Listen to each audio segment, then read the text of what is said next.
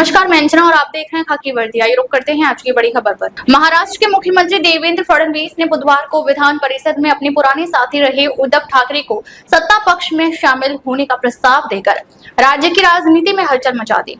हालांकि इस प्रस्ताव पर पूरे सदन ने चुटकी ली, लेकिन शिवसेना यानी यूबीटी प्रमुख ने चुप्पी साध ली। पर बाद में उन्होंने मीडिया से कहा कि कुछ बातों को मजाक में लेना चाहिए। देवेंद्र फडणवीस ने विधान परिषद में विपक्ष के नेता अंबादास दानवे का कार्यकाल खत्म होने के मौके पर आयोजित विदाई समारोह के दौरान ये बयान सामने आया, जहां सभी नेता उनकी उपलब्धियों पर अपने विचार व्यक्त कर रहे थे। सीएम ने उद्धव को सत्ता पक्ष में शामिल होने का प्रस्ताव देते हुए कहा, देखिए उद्धव जी, 2029 तक हमारे वहां यानी विपक्ष में आने का कोई स्कोप नहीं है, लेकिन आप यहाँ यानी सत्ता पक्ष आ सकते हैं।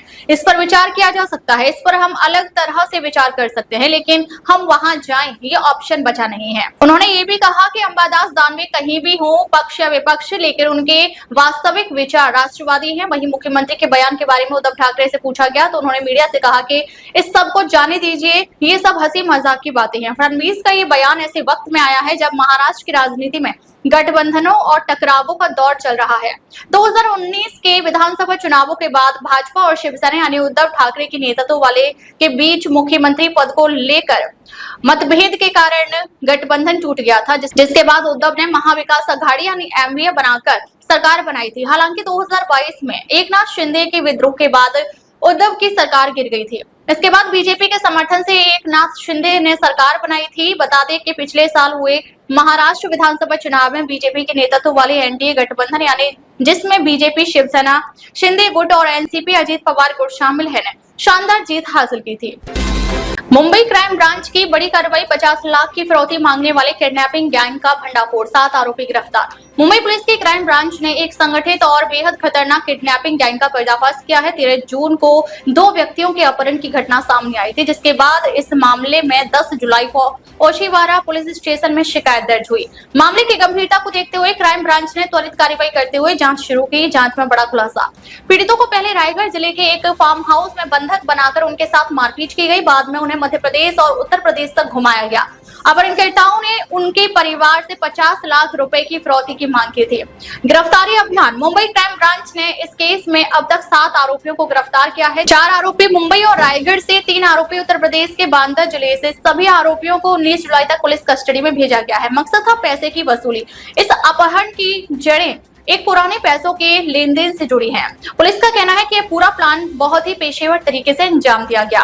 गैंग की पृष्ठभूमि और आपराधिक रिकॉर्ड, मुख्य आरोपी मेहताब और सर्वर सहित कई लोगों पर पहले से गंभीर धाराओं के तहत मामले दर्ज हैं, जिनमें एनडीपीएस एक्ट भी शामिल है। पुलिस को शक है कि इस गैंग का नेटवर्क महाराष्ट्र, यूपी और एमपी तक फैला हुआ है। वाहन जब्त, रैकेट पर शिकंजा अपराध में इस्तेमाल 3 वाहन जब्त किए जा चुके हैं और एक अन्य संदिग्ध वाहन की तलाश जारी है। पुलिस का कहना है कि इस गिरोह के और भी साथी हो सकते हैं, जिनकी गिरफ्तारी जल्द की जाएगी। पुलिस का बयान, मुंबई क्राइम ब्रांच के अधिकारियों ने बताया कि यह एक संगठित अपराध गिरोह है जो फिरौती के लिए टारगेट ढूंढकर प्लानिंग से अपहरण करता है। पूरे मामले में गहन पूछताछ और अन्य राज्यों से लिंक की जाँच जारी है।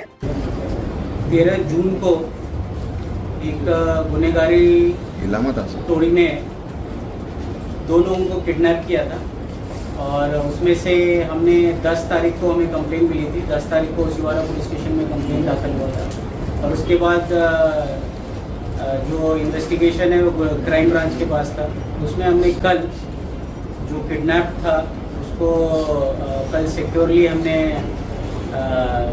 लिया है बांदा यूपी से, और साथ में उसके 3 आरोपी थे, उनको अरेस्ट किया है और बाकी 4 आरोपी मुंबई और रायगढ़ से अरेस्ट हुए हैं और उनको 19 जुलाई तक की कस्टडी मिली है। इसमें जो कारण था किडनैपिंग का, पैसे का लेन देन था पहले का, और जो किडनैपर्स हैं उन पर पुराने काफ़ी सारे एफआईआर रजिस्टर्ड हैं, जिसमें एनडीपीएस के केसेस हैं, मोका है, डकैती, अटेम्प्ट टू डकैती, आर्म्स एक्ट, ये सारे केसेस हैं।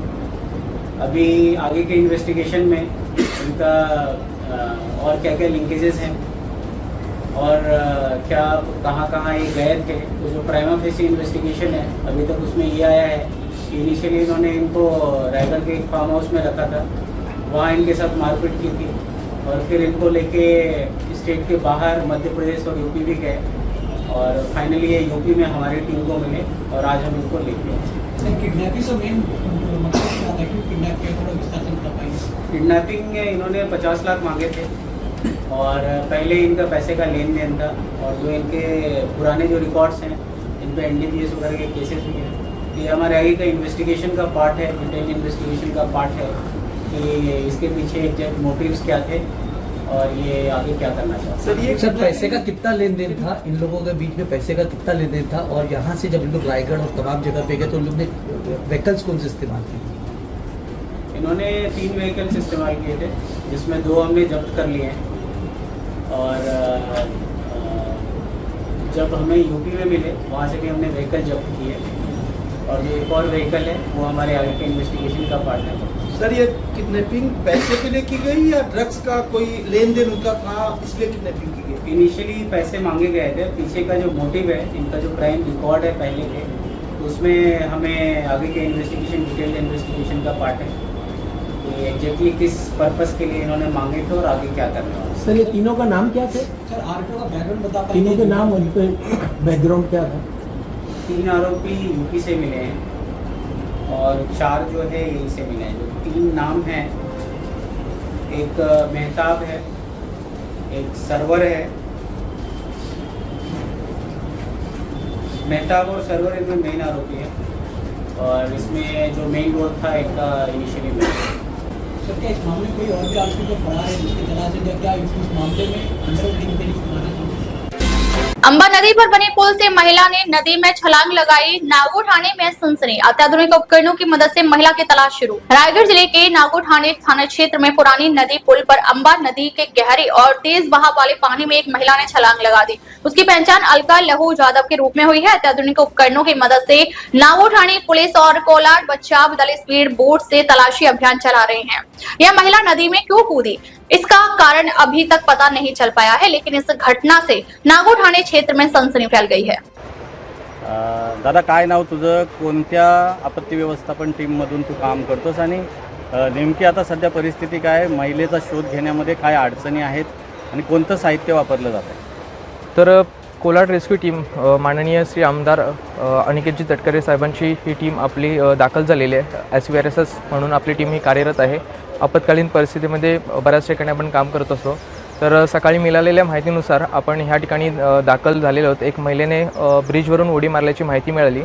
त्यासोबतच आपण सर्व जे इक्विपमेंट्स असतात ते या ठिकाणी घेऊन आलेलो आहोत। ॲडव्हान्स ड्रोन्स असतील, थर्मल कॅमेरेज असतील, अंडर वॉटर कॅमेरेज असतील, त्यासोबतच ज्या राफ्ट यूज केल्या जातात, IRP बोट्स असेल, याचा वापर करून आपण सर्च ऑपरेशन घेत आहोत। परंतु जर पाहिलं तर नदीचा प्रवाह अति वेगाने वाहत आहे। त्यामध्ये शक्यता अशी वर्तवली जाते की त्या महिलेचा जर मृत्यू झाला असेल तर ती कदाचित खालच्या बाजूला निघून गेली असावी। तर त्या अनुषंगाने आपण शोध घेत आहोत। तर महिलेने अंबा नदीमध्ये नागोठणे येथील उडी मारलेली आहे। काय परिस्थिती आहे, महिलेचं नाव काय, ओळख पटली का आणि शोध कसा सुरू आहे? आज सकाळी 8:30 वाजताच्या दरम्यान अलका लहू जाधव आणि लहू जाधव हे दोघे दाम्पत्य या अंबा नदीच्या पूल बंद आहे, परंतु बॅरिकेटिंगच्या बाजूने वरती चढून वरवटणे साईडला काम शोधण्यासाठी जात होते। ते त्यावेळेस थोडेसे मद्यप्राशन केलेले असे आढळलेले। तर पुरुष म्हणजे पती हे पुढे होते आणि पत्नी मागे होती। पतीने तिला आवाज दिला की पुढे ये म्हणून, तर त्यावेळेस तिने तिच्या हातातली पिशवी खाली ठेवली आणि पुलावरून नदीमध्ये उडी मारलेली आहे। आता सध्या शोध मोहिमेसाठी कोणतं साहित्य वापरलं जाते, कोणती टीम कार्यरत आहे? श्री सुनीलजी तटकरे प्रतिष्ठान कोलाड येथील रेस्क्यू टीम या ठिकाणी आलेली आहे आणि या रेस्क्यू टीमच्याच माध्यमातून आम्ही शोध मोहीम घेत आहोत। या ठिकाणी आम्ही एक मोठी बोट वापरलेली आहे, अजून 2 छोट्या बोटी आणि ड्रोन मागवण्यात आलेले आहे। त्याच्या सहाय्याने आम्ही शोधकार्य करणार आहोत। अब तक के लिए बस इतना ही, फिर मिलते हैं एक ऐसी ही बड़ी खबर के साथ। तब तक के लिए नमस्कार और देखते रहिए खाकी वर्दी।